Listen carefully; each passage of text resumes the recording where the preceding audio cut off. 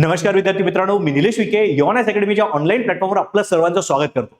मित्रांनो, या रविवारी राज्यसेवा मुख्य परीक्षा 2025चा GS4 म्हणजेच इथिक्सचा पेपर आटोपलेला आहे आणि सर्वांना उत्सुकता होती की हा पेपर कसा असणार आहे, कारण राज्यसेवेमध्ये पहिल्यांदाच हा पेपर इंट्रोड्यूस करण्यात आलेला आहे आणि यावर्षी आपली पहिली अशी परीक्षा आहे जी आपली रिटर्न मुख्य परीक्षा आहे. करेक्ट. मग हा पेपर अगदी कसा असणार आहे, प्रश्न कशा विचारले जाणार, त्याची काठिण्य पातळी कशी असणार आहे, कुठल्या घटकाला किती प्रश्न विचारला जाणार, या संबंधी सर्वांना उत्सुकता होती.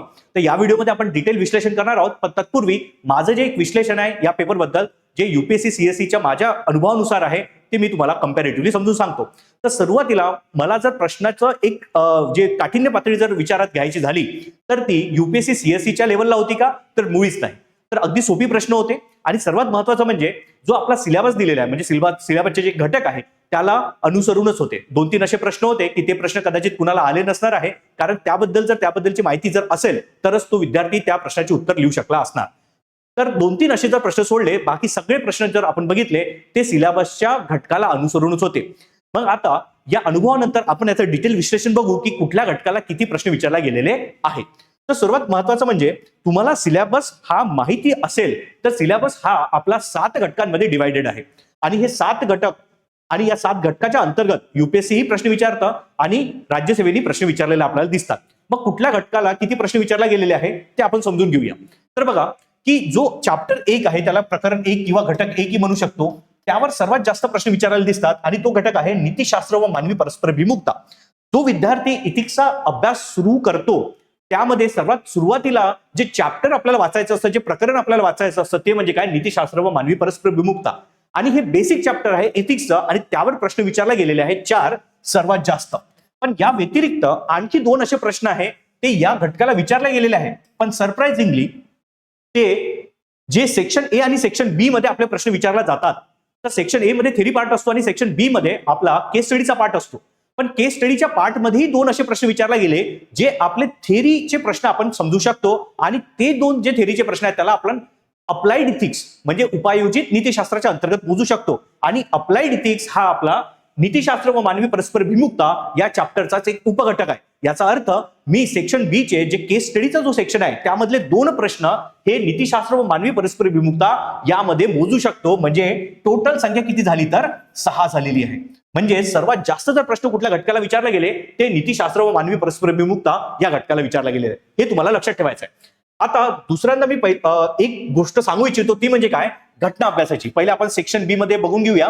सेक्शन बी जसं मी तुम्हाला सांगितलं हा आपला केस स्टडीचा सेक्शन आहे, करेक्ट. आणि यामध्ये अपेक्षित होतं की 6 केस स्टडी विचारल्या जाणार जे UPSC सिव्हिल सर्व्हिसेसला विचारल्या जातात. पण राज्यसेवेने इथंच आपलं थोडं अनोखेपण जपलेलं आहे. तर राज्यसेवेमध्ये आपल्याला दिसत आहे की 6 प्रश्न हे टोटल केस स्टडीला नाही आहे. केस स्टडीला तसं जर बघितलं फक्त 4 प्रश्न आहेत आणि 2 प्रश्न जे मी आत्ता सांगितलं तुम्हाला ते थेरी प्रश्न आपण बनवू शकतो. आणि त्याला थेरी प्रश्न बनण्याचं रिझनही आहे कारण या 2 प्रश्नाला तुम्हाला एक शब्द वापरलेला दिसत नाही, तो म्हणजे काय, केस स्टडी. ठीक आहे. म्हणजेच काय की 4 असे प्रश्न आहे सेक्शन बी मध्ये, तिथे प्रश्न विचारला, सॉरी, जो शब्द आहे तो केस स्टडी हा वापरला गेलेला आहे. पण 2 प्रश्नांसाठी वरती केस स्टडी हा शब्द वापरला गेला नाही. म्हणजे बेसिकली जेव्हा प्रश्न सुरुवात होतो त्याच्यावरतीच एक टायटल हेडिंग दिलेलं आहे केस स्टडीचं. या 4 प्रश्नांसाठी त्याला आपण केस स्टडी म्हणू शकतो आणि त्याचं स्वरूपही केस स्टडी सारखं आहे. पण सेक्शन बी मधले 4 व्यतिरिक्त 2 असे जे प्रश्न आहे तिथे केस स्टडी हा शब्द मेन्शन नव्हता आणि त्या प्रश्नाचं स्वरूप जर बघितलं ते केस स्टडी सारखं दिसत नाही. रॅदर ते आपल्याला थेरॉटिकल असा प्रश्न दिसतो, जो आपण कुठे मोजू शकतो, नीतिशास्त्र व मानवी परस्पराभिमुखता या चॅप्टरच्या अंतर्गत जे अप्लाइड इथिक्सचे प्रश्न आपण म्हणतो त्याचं स्वरूप त्याला होतं. क्लिअर. मग त्याच्या व्यतिरिक्त जर सर्वात महत्त्वाचा जो चॅप्टर आहे ज्यावर सर्वात जास्त प्रश्न विचारले गेले तो म्हणजे काय, नागरी सेवा मूल्य आणि लोक प्रशासनातील नीतिमत्ता. किती प्रश्न आहेत, 4 प्रश्न विचारले गेलेले आहेत. क्लिअर. त्यानंतर 2 असे चॅप्टर आहेत म्हणजेच प्रशासनातील सभ्यता आणि नागरी सेवेसाठी अभियोग्यता आणि पायाभूत मूल्य. याला प्रत्येकी 2 प्रश्न आपल्याला विचारलेले दिसतात. इथे बघा 2 प्रश्न विचारलेले दिलेले आहेत. आणि त्यानंतर 2 असे चॅप्टर आहेत आपले किंवा प्रकरण किंवा घटक आहे जसं अभिवृत्ती आणि भावनिक बुद्धिमत्ता. याला प्रत्येकी एक प्रश्न विचारला गेलेला आहे. आणि तसेही हे चॅप्टर छोटे आहेत आणि UPSC ला यावर जास्तीत जास्त 1 प्रश्न किंवा कधी कधी प्रश्न विचारला जात नाही. तर असे 2 चॅप्टर आहेत आणि याला फक्त एक प्रश्न विचारला गेलेला आहे. म्हणजे बेसिकली वेटेज वाईज जर बघितलं गेलं तर राज्यसेवेने थोडं बहुत UPSC ला मॅच करण्याचा प्रयत्न केला, पण आपलं वेगळेपण कुठे जपलं, तर घटना अभ्यास म्हणजे केस स्टडीचा जो सेक्शन बी आहे त्यामध्ये जे 6च्या 6 केस स्टडी विचारला जातात युपीएससी मध्ये, पण राज्यसेवेच्या परीक्षेमध्ये आपल्याला तिथे 4 या केस स्टडीच्या स्वरूपात विचारलेल्या दिसतात आणि 2 प्रश्न हे एक्झॅक्ट केस स्टडीचे प्रश्न वाटत नाही, थोडे ते थिअरॉटिकल स्वरूपात प्रश्न होते. हे वेगळे पण आपल्याला यामध्ये पाहण्यात आलेलं आहे. पण त्यापेक्षाही एक महत्वाची गोष्ट म्हणजे की एक आपला चॅप्टर आहे किंवा प्रकरण आहे, घटक आहे नैतिक विचारवंत व तत्वज्ञानाचे योगदान, आणि हे अतिशय महत्वाचं चॅप्टर आहे युपीएससी सिव्हिल सर्व्हिस एक्झामिनेशनच्या पॉईंट ऑफ व्ह्यूनी.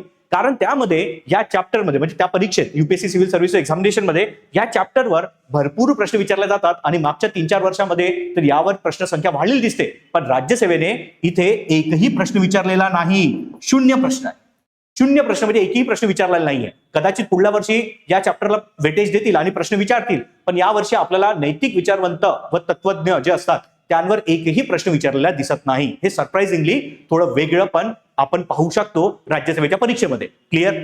त्यानंतर बघा, तुम्हाला कुठले प्रश्न कुठल्या घटकाच्या अंतर्गत विचारले गेलेले आहे तर एक लक्षात घ्या. प्रश्न क्रमांक 1 जो आहे, ठीक आहे, मी तुम्हाला इथे समजून सांगतोय की प्रश्न क्रमांक 1 हा अ, ब, क असे 3 प्रश्नांनी बनलेला आहे. दुसरा प्रश्न हा अ, ब अशा 2 प्रश्नांनी आहे आणि त्यानंतर सेक्शन ए मधले 6व्या प्रश्नापर्यंत अ, ब असे 2 उपप्रश्न आहेत. करेक्ट? म्हणजेच काय, आपल्याला तसं जर बघितलं तर सेक्शन ए मध्ये टोटल 13 प्रश्न होतात उपप्रश्न पकडून. क्लिअर? मग त्यामध्ये आपल्याला काय दिसतं की प्रश्न क्रमांक 1 अ चा हे जे काही 5 उपप्रश्न आहे म्हणजे 1, 2, 3, 4, 5 जे 30-30 शब्दांमध्ये यांचं उत्तर लेखन करायचं असतं, तर यामध्ये तुम्हाला 5च्या 5ही जे काही उपप्रश्न आहे हे प्रकरण 1 म्हणजे नीतिशास्त्र व मानवी परस्पर विमुक्ता या चॅप्टर मधनं विचारलेले दिसतात. अगदी सोपे प्रश्न होते. इथे आपण ते डिटेल नंतर समजून घेऊया. प्रत्येक उत्तराचं काय उत्तर असू शकलं असतं, प्रश्नाचं काय उत्तर असू शकलं असतं. इथे मी तुम्हाला फक्त सांगणार आहे की कुठला प्रश्न हा कुठल्या घटकातनं विचारला गेलेला आहे. त्यानंतर प्रश्न क्रमांक 1 ब हा कुठनं विचारला गेला तर प्रकरण 2 अभिवृत्ती, ठीक आहे, त्यालाच आपण इंग्लिशमध्ये ऍटिट्यूड म्हणतो, या चॅप्टर मध्ये विचारला गेलेला आहे. त्यानंतर प्रश्न क्रमांक 1 क हा विचारला गेला प्रकरण 4 मधनं भावनिक बुद्धिमत्ता किंवा त्यालाच भावनिक बुद्ध्यांक असे म्हटलं जातं, इमोशनल इंटेलिजन्स. करेक्ट? भावनिक बुद्ध्यांक हा राज्यसेवेने वापरलेला शब्द आहे, म्हणजे आयोगाने वापरलेला शब्द आहे आपल्या सिलेबसमध्ये. हा एकमेव असा प्रश्न आहे जो भावनिक बुद्धिमत्ता या चॅप्टरला विचारला गेलेला आहे. त्यानंतर प्रश्न क्रमांक 2 अ जो आहे तो आपल्याला प्रकरण 3 मधनं विचारलेला दिसतो, म्हणजे काय, नागरी सेवेसाठी अभियोग्यता आणि पायाभूत मूल्य. तो प्रश्न अगदी सोपी होता आणि अप्लाइड स्वरूपाचा होता. क्लिअर? पुढे त्यानंतर पुढला जो प्रश्न आहे तो आहे प्रश्न क्रमांक 2 ब. 2 अ झाला आणि 2 ब. तो 2 ब हा प्रकरण 1 मधनं विचारलेला आहे, नीतिशास्त्र व मानवी परस्पर विमुक्ता यामधनं आपल्याला दिसतो आणि हाही अप्लाइड स्वरूपाचा होता, जिथे सोशल मीडिया त्या युगातलं जे द्वेषपूर्ण भाषण वगैरे आहे या संबंधी तो विचारला गेला आणि त्या अनुसार मग नैतिक आव्हाने कुठले आहेत त्या संबंधीचा होता. पुढला जो काही प्रश्न आहे म्हणजे 3 अ, नीतिशास्त्र म्हणजे काय आणि लोकप्रशासनातील त्याचे महत्व स्पष्ट करा. हा प्रश्न प्रकरण 6व्या मधनं आलेला आहे, जिथे लोकप्रशासनातील नीतिमत्ता आणि नागरी सेवा मूल्य या संबंधित ते प्रकरण आहे. क्लिअर? तर हा प्रश्न तिथनं विचारला गेलेला आहे. पुढील जो प्रश्न आहे 3 ब तो होता आपला प्रकरण 1 मधनं नीतिशास्त्र व मानवी परस्पर विमुक्ता, ज्यामध्ये अप्लाइड स्वरूपाचा होता आणि हा प्रश्न कदाचित भरपूर विद्यार्थ्यांना आलेला नसणार आहे, कारण तो एक कन्सेप्ट आहे रिस्पॉन्सिबिलिटी टू प्रोटेक्ट, म्हणजे मराठीत त्याला म्हटलं जातं संरक्षणाची जबाबदारी, या संबंधित होता. ठीक आहे? हा युएनचा असा एक प्रोजेक्ट आहे किंवा प्रोग्राम आहे रिस्पॉन्सिबिलिटी टू प्रोटेक्ट, R2P म्हटलं जातं त्याला, ज्याच्या अंतर्गत जे असे प्रदेश आहेत जगातले जिथे युद्ध सुरू आहे तर तिथे जे काही सिव्हिलियन्स असतात, करेक्ट, जिथे कदाचित खूप वेळा कोलॅटरल डॅमेज इंग्लिशमध्ये ज्याला आपण म्हणतो की जेव्हा एखादं युद्ध छेडलं जातं तेव्हा काही सिव्हिलियन असे भाग असतात तिथेही बॉम्ब वगैरे पडतो आणि त्यांनाही नुकसान होतं. तर अशा वेळेस ही आपली रिस्पॉन्सिबिलिटी टू प्रोटेक्ट आहे की त्या सिव्हिलियनना नुकसान होता कामा नये. क्लिअर? ठीक आहे? तर हा जो कन्सेप्ट आहे हा जर विद्यार्थ्यांना माहित असेल तरच या प्रश्नाचं उत्तर त्यांना लिहिता आलं नसणार आहे, कदाचित नाही तर ते उत्तर त्यांना लिहिता आलं नसणार. त्यानंतर पुढील 4 अ जो प्रश्न आहे तो प्रकरण 6व्या मधनं विचारला गेलेला आहे, नागरी सेवा मूल्य आणि लोक प्रशासनातील नीतिमत्ता.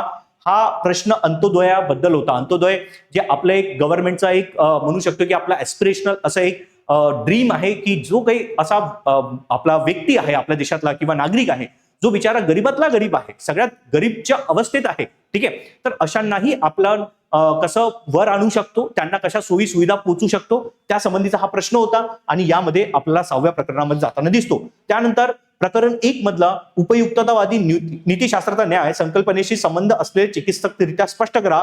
म्हणजेच हा प्रश्न जो होता जो एकदम थेरी पार्ट आहे, युटिलिटरियनिझम आणि कॉन्सेप्ट ऑफ जस्टिस या संबंधीचा होता. हाही जो काही भाग आहे हा आपण प्रकरण 1 मध्ये अभ्यासतो. तर म्हणजेच हा प्रश्न जो आहे चौथा ब हा नीतिशास्त्र व मानवी परस्पर अभिमुखता या चॅप्टर मधून आलेला दिसतोय. त्यानंतर 5वा अ जो प्रश्न आहे तो प्रश्न आहे प्रकरण 6व्या मधनं पुन्हा एकदा नागरी सेवा मूल्य आणि लोक प्रशासनातील जे आपली नीतिमत्ता असते त्या संबंधित. करेक्ट. याच्यामध्ये प्रशासनाच्या प्रक्रियेत नैतिक मूल्यांना बळकटी देण्यासाठी सर्वसाधारण अवलंबली जाणारी विविध धोरणे कुठकुठली आहे ते सांगायचे आहे. म्हणजे बेसिकली आपल्याला जर नागरी प्रशासन, ठीक आहे, लोक प्रशासन हे आणखी चांगलं करायचं असेल तर त्या अनुषंगाने मग काय असे धोरणे आपली राबवली जातात तर आपलं जे प्रशासन आहे ते नीतिमत्ता युक्त होईल, त्यासंबंधी हा प्रश्न होता.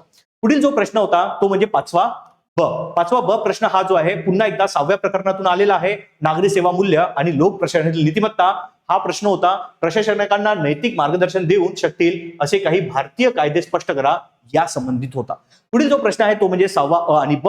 तर 6वा अ जो प्रश्न आहे तो प्रकरण 7 मधून होता, प्रशासनातील सभ्यता, त्यालाच आपण म्हणतो प्रोबिटी इन गव्हर्नन्स. त्यानंतर 6वा ब जो प्रश्न आहे तो आहे प्रकरण 7 मधला प्रशासनातील सभ्यता, म्हणजे प्रकरण 7 प्रशासनातील सभ्यतावर 6वा अ आणि ब हा प्रश्न विचारला गेलेला आहे. तर अशा पद्धतीने सेक्शन ए मध्ये जे आपले 7 प्रकरण आहे त्यावर प्रश्न विचारला गेलेला आहे, पण त्यामध्ये तुम्हाला नैतिक विचारवंताचा एकही प्रश्न पाहायला मिळणार नाही. जो प्रश्न कदाचित विचारला जाऊ शकला असता आणि आणखी बॅलन्स आपण पेपर बनलेला पाहता आला असता, पण त्या प्रकरणाला एकही प्रश्न विचारला नाही आहे. त्यानंतर सेक्शन बी जो आहे तो असतो आपला केस स्टडीचा. पण जसं मी सुरुवातीला तुम्हाला समजून सांगितलंय की यामध्ये 4 केस स्टडी विचारल्या गेल्या, 6 विचारणे अपेक्षित होतं. ट्रू सेन्स मध्ये आपण म्हणतो, म्हणजे स्ट्रक्चरली जर बघितलं केस स्टडी जशा असतात त्यानुसार फक्त 4च प्रश्न आपल्याला दिसतात, 2 प्रश्न हे थिअरॉटिकल दिसतात. तर तुम्हाला जे मी सांगत होतो की जिथे केस स्टडी विचारला गेलेला आहे तिथे एक शब्द मेन्शन केलेला आहे केस स्टडी, आणि 7वा जो प्रश्न होता तो आपला केस स्टडीचा पाहायला मिळतो. त्यानंतर पुढला जो प्रश्न आहे जसा प्रश्न क्रमांक 8 इथे कुठला केस स्टडी हा वर्डच मेन्शन नाही. बघा इथे केस स्टडी वर्डच नाही. जसा 7व्या प्रश्नामध्ये आपल्याला इथं केस स्टडी हा शब्द एक मेन्शन होता, 8व्या प्रश्नाला इथे कुठेच केस स्टडी हा शब्द मेन्शन नाही आहे. पण हा प्रश्न कशा संबंधित होता तर वैद्यक नीतिशास्त्राच्या आधारे वैद्यकीय पर्यटनाच्या प्रस्तावित योजना केंद्रीय अर्थसंकल्प 2026 नुसार कितपत योग्यता आहे आणि सविस्तर चर्चा करा, आणि वैद्यक नीतिशास्त्राच्या मूलभूत तत्वांमध्ये सांगितल्यानुसार वैद्यक पर्यटनाच्या योजनेचे नैतिक मूल्यमापन करा. वैद्यक पर्यटन म्हणजे होते मेडिकल टुरिझम. तर मेडिकल टुरिझम यासाठी भारत हा हॉटस्पॉट आहे, म्हणजे जगातील भरपूर लोक हे भारतात मेडिकल ट्रीटमेंटसाठी येतात, कारण इथे मेडिकल ट्रीटमेंट कंपॅरेटिव्हली त्यांच्या देशाच्या तुलनेत स्वस्त आहे आणि मेडिकल एक्सपर्ट आपल्या देशामध्ये खूप चांगले आहेत. पण यामध्ये भरपूर वेळा काय होतं की जो काही एक मेडिकल नीतिशास्त्र असतं, म्हणजे वैद्यकीय नीतिशास्त्र असतं, त्याला बगल देऊन भरपूर वेळा पैसा कमवला जातो, आणि जे डॉक्टर फ्रॅटर्निटी आहे ते खूप वेळा, सर्वच डॉक्टर आपण म्हणत नाही पण काही लोक जे लोभी असतात ते कदाचित या मानांकनांना, जे काही एक डॉक्टर इथिक्स असतं म्हणजे की मेडिकल इथिक्स असतं, त्याला बगल देतात आणि ते आपण म्हणतो अनैतिकतेने सगळ्या गोष्टी करतात. मग अशा याच्यात 2026 नुसार ती प्रस्तावित योजना आहे, म्हणजे गव्हर्नमेंटच ती योजना घेऊन येत आहे. मग आता अशा याच्यात जे नीतिशास्त्राचे त्यातले जे काही आपण म्हणतो की बारकावे आहेत त्या संबंधित हा प्रश्न होता. त्यानंतर पुढील जो 9वा प्रश्न आहे तो पुन्हा एकदा केस स्टडी संबंधित होता. वर पुन्हा एकदा शब्द मेन्शन केलेला आहे आयोगाने केस स्टडी. मग 9वा प्रश्न हा केस स्टडीचा आपल्याला पाहायला मिळतो. त्यानंतर पुढील जो प्रश्न आहे तो म्हणजे 10वा प्रश्न, तोही पुन्हा एकदा केस स्टडी संबंधितच होता. त्यानंतर 11वा प्रश्न पुन्हा एकदा आपल्याला केस स्टडीचा पाहायला मिळत नाही, पण थेरी प्रश्न पाहायला मिळतो अप्लाइड इथिक्सचा, आणि तो होता पर्यावरण नीतिशास्त्राचे प्रमुख आयाम सांगा. म्हणजे बेसिकली हा प्रश्न थिअरॉटिकल आहे, कारण आपण एन्व्हायरमेंटल इथिक्स हा अप्लाइड इथिक्सच्या अंतर्गत प्रकरण 1 मध्ये अभ्यासतो. पण त्यामध्ये एक लक्षात घ्या, इथे काय लिहिलेलं आहे, पद्मश्री चेतराम पवार यांच्या कार्यात पर्यावरण नीतिशास्त्राचे नियम कसे साध्य होतात यांचा एक नैतिक अहवाल मांडा. नैतिक अहवाल मांडायचा होता. इथे केस स्टडी एक्झॅक्टली वेगळ्या पद्धतीने तुम्हाला लिहायची आहे. दिसायला हा प्रश्न अप्लाइड इथिक्सचा वाटतोय, थिअरॉटिकल वाटतोय, पण तिथे तुम्हाला थोडा नैतिक अहवाल वगैरे मांडायचा आहे की ज्या अनुसार मग पद्मश्री चेतराम पवार यांनी पर्यावरण नीतिशास्त्र कसं जपलेलं आहे. तर हा एकदम ट्रू सेन्समध्ये केस स्टडीचा वाटत नाही, पण हा प्रश्न आपल्याला सेक्शन बी मध्ये विचारलेला दिसतो. त्यानंतर सगळ्यात शेवटचा प्रश्न पुन्हा एकदा केस स्टडी संबंधितच होता. ती केस स्टडी वगैरे आपण पुढच्या लेक्चरमध्ये बघणार आहोत की काय तुम्हाला लिहायला पाहिजे होतं, पण या लेक्चरमध्ये फक्त मी सांगतोय की कुठला प्रश्न कुठल्या प्रकारचा आहे. तर त्यामध्ये हाही 12वा प्रश्न आपल्याला केस स्टडीचा पाहायला मिळतो. तर अशा पद्धतीने आपल्याला सेक्शन बी मधले 4 प्रश्न हे ट्रू सेन्स मध्ये केस स्टडीवर पाहायला मिळतात, आणि 2 प्रश्न असे आहेत की जे अप्लाइड इथिक्सचे आहे, पण काइंड ऑफ त्यांचे उत्तर तुम्हाला केस स्टडी सारखं थोडी मांडणी करून लिहायने अपेक्षित होते, कारण ते सेक्शन बी मधले प्रश्न आहेत. क्लिअर. तर अशा पद्धतीने हे आपलं एक अनालिसिस आहे या पेपर बद्दलचं. आशा करतो की तुम्हाला या गोष्टी कळालेल्या असेल की प्रश्न कशा पद्धतीने विचारले गेले, कुठल्या घटकाला किती वेटेज होतं, म्हणजे प्रश्न किती विचारला गेले आणि किती मार्कांना ते विचारले गेलेले आहेत.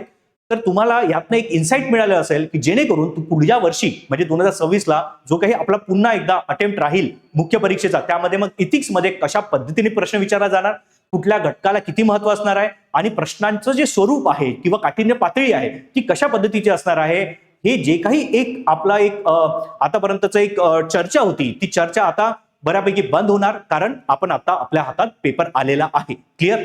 तर विद्यार्थ्यांना यामधनं भरपूर गोष्टी कळालेल्या असणार आहे की कसा पेपर येणार आहे पुढल्या वर्षीसाठी.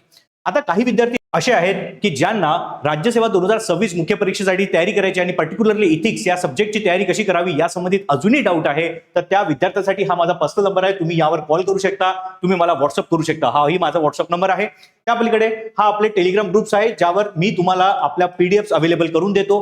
त्यावर इतर जे काही आपले नोट्स आहे क्लासचे तेही अवेलेबल होतात. तर तुम्ही तो जो ग्रुप आहे तो जॉईन करा. त्याही पलीकडे इथिक्सच्या विद्यार्थ्यांसाठी, म्हणजे की ज्या विद्यार्थ्यांना इथिक्स या सब्जेक्टची एक्सक्लुझिव्हली तयारी करायची आहे, तर त्यांच्यासाठीचा हा एक्सक्लुझिव्ह असा ग्रुप आहे निलिश सर इथिक्स म्हणून. तर तुम्ही त्यावरही तुमचे जे काही प्रश्न वगैरे असतील ते विचारू शकता. त्याही पलीकडे त्यावर मी रोज तुम्हाला एक डेली प्रश्न देतो, ज्याचं जे मॉडेल आन्सर असतं तेही तुम्हाला प्रोव्हाइड करतो. त्याही पलीकडे त्या प्रश्नाचे उत्तर जे तुम्ही मला पाठवाल ते मी तुम्हाला इव्हॅल्युएट करून देतोय. तर तो ग्रुपही तुम्ही जॉईन करू शकता. या दोन्हींची जे लिंक आहे ते डिस्क्रिप्शन बॉक्समध्ये दिला गेला, तर तुम्ही तो जॉईन करावा. तर हा आपला QR कोड आहे MPSC_A1IS या टेलिग्राम चॅनलचा. हा व्हिडिओ पॉज करा आणि या QR कोडला तुम्ही स्कॅन करून तो ग्रुप जॉईन करू शकता. त्या पलीकडे विद्यार्थी मित्रांनो, की जे विद्यार्थी राज्यसेवा 2027 साठी जी तयारी करू इच्छित आहेत त्यांच्यासाठी आम्ही समर्पण ही एक बॅच घेऊन आलेलो आहे. त्यामध्ये तुम्हाला काय काय देण्यात येणार आहे ते फीचर मी पहिल्यांदा सांगतो. ही बॅच अतिशय माफक दरात अवेलेबल करून देतो आहे. 29,999 ला. तुम्हाला जर आणखी जर काही कन्सेशन पाहिजे असेल तर तुम्ही मला पर्सनल कॉल करू शकता. मी तुम्हाला एक्स्ट्रा कन्सेशन तो मिळवून देणार. या बॅच मध्ये तुम्हाला काय काय गोष्टी देण्यात येणार आहेत हे लक्षात घ्या. सुरुवातीला तर ही बॅच आपली प्रिलिम, मेन्स आणि इंटरव्ह्यू अशी इंटिग्रेटेड बॅच असणार आहे. लाईव्ह लेक्चर आपले चालतील, रेकॉर्डेड नसणार आहे, पण तुम्हाला रेकॉर्डिंग्स अवेलेबल होती. म्हणजे जे काही लाईव्ह लेक्चर असणार आहे त्याची डे टू डे बेसिसवर जे रेकॉर्डिंग्स आहे ती तुम्हाला अवेलेबल होईल. पण त्याची खासियत म्हणजे एक आहे की हे सगळे रेकॉर्डिंग्स आपले अनलिमिटेड आहे. याचा अर्थ तुमची बॅच समजा 1 वर्षाची आहे आणि तुम्हाला 1 वर्ष कंप्लीट झालेलं आहे, तरी असं होणार नाही की तुमचे रेकॉर्डिंग्स तुम्हाला अवेलेबल राहणार नाही. ते तुम्हाला आम्ही लाईफ टाइम साठी अवेलेबल करून देतो आहे. तर लाईफ टाइम व्हॅलिडिटी आहे, लक्षात ठेवा. बेसिक टू ऍडव्हान्स अंडरस्टँडिंग आहे, म्हणजे बेसिक म्हणजे NCERT झालं, स्टेट बोर्ड झालंय, याचे तुम्हाला पहिले अंडरस्टँडिंग करवलं जाणार आणि त्या पलीकडे मग बेसिक टू ऍडव्हान्स म्हणजे की जे काही मुख्य परीक्षेच्या दृष्टिकोनातून महत्वाचं असतं त्या लेवलची आम्ही अंडरस्टँडिंग करून देणार. NCERT कव्हरेज त्यामध्ये असणार आहे. त्या पलीकडे आन्सर रायटिंग अतिशय महत्वाचं झालेलं आहे आता मुख्य परीक्षेसाठी, तेही त्यामध्ये इन्क्लुडेड असणार आहे. PYQ अनालिसिस, स्टडी नोट्स आमच्यासाठी आम्ही तुम्हाला प्रोव्हाइड करतो. कंप्रेहेन्सिव्ह अशा आम्ही स्टडी नोट्स काढून दिलेल्या आहेत, त्या अतिशय परीक्षा भिमुख जे म्हणतो त्यानुसार आहे. टेस्ट सिरीज त्यामध्ये असेल. मेंटरशिप 1 to 1 एक तुम्हाला मेंटर दिला जाणार. तो मेंटर तुम्हाला जोपर्यंत आपल्या क्लासमध्ये तुम्ही जुळालेला आहे तोपर्यंत तुम्हाला तो गाईड करत राहणार. तुम्हाला जर या बॅच बद्दल अधिक माहिती जाणून घ्यायची असेल तर हे खाली दिलेले 2 नंबर आहे, यावर कॉल करून तुम्ही अधिक माहिती मिळवू शकता. विद्यार्थी मित्रांनो, तसंच आपलं A1IS अकॅडमीचं एक अप्लिकेशन आहे. त्या अप्लिकेशनमध्ये आम्ही विद्यार्थ्यांसाठी फ्री ऑफ कॉस्ट काही मटेरियल देतो, जसं की हाय इल्ड नोट्स त्यामध्ये असणार आहे, NCERT आणि स्टेट बुक्स त्यामध्ये आम्ही अवेलेबल करून देतोय, करंट अफेअर असणार आहे, माइंड मॅप्स आहे विविध विषयांसंबंधीचे, सिलेबस त्यामध्ये तुम्हाला पाहायला मिळेल, क्विज आणि भरपूर काही. तर तुम्ही ते जे काही ऍप आहे ते तुम्ही गुगल प्ले आणि ऍप स्टोर या दोन्हीवरून डाउनलोड करू शकता. म्हणजेच ते अँड्रॉइड आणि iOS या दोन्ही प्लॅटफॉर्मला अवेलेबल आहे. त्या पलीकडे विद्यार्थी मित्रांनो, आमची जे ब्रांचेस आहे ते पुणे आणि नागपूरला आहे. तर जे विद्यार्थी पुणे आणि नागपूरचे आहेत ते तिथे पर्सनली येऊन आम्हाला भेटू शकतात आणि तुम्ही जे काही तुम्हाला डाऊट असतील ते विचारू शकता. पुढे विद्यार्थी मित्रांनो, की हा आपला ऑफिशियल नंबर आहे. जर तुम्हाला इतर काही जर जाणून घ्यायचे असेल तर या ऑफिशियल नंबरवर तुम्ही कॉल करू शकता आणि बाकी गोष्टी जाणून घेऊ शकता.